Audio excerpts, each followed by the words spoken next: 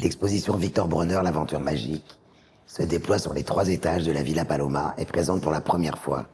une collection privée exceptionnelle qui présente l'ensemble de la production de l'artiste des années 1920 en Roumanie jusqu'aux années 1960. Passionnante collection qui déploie en plus tous les médiums qu'a utilisé l'artiste, des dessins, des gravures, des monotypes présentant le merveilleux dessinateur qu'a été Victor Bronner, et se déploie après, de manière plutôt chronologique ou thématique,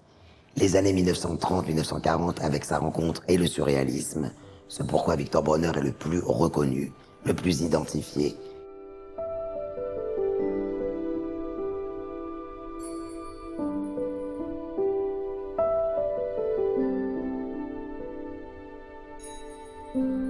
Les années 1950 sont des années très hétérogènes, très variées,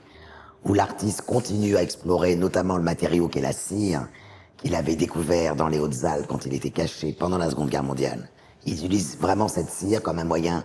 pas seulement de bricolage, mais un moyen qui va lui permettre justement de patiner ses fonds et de retrouver une couleur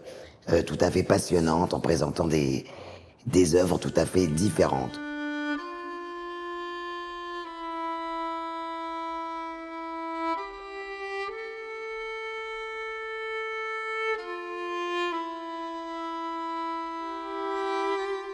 Le regard est permanent dans toutes ses œuvres,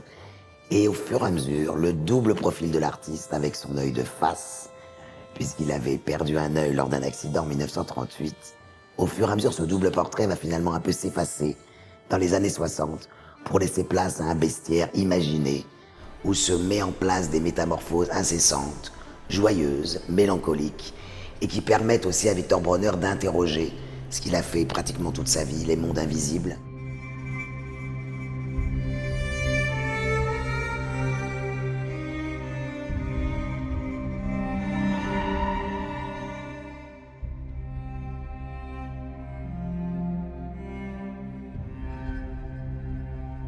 Ici seront montrées en contrepoint des autres œuvres de la collection privée, 10 œuvres de la collection de l'artiste, plutôt provenant d'Afrique ou provenant d'Océanie. Il y a également une sculpture de 1945, merveilleuse, qui est présentée au premier étage où je me trouve. Et vous verrez notamment une mandoline de 1922 que l'artiste peint pour son frère, Harry, qui n'a jamais été présenté en France et encore moins à Monaco.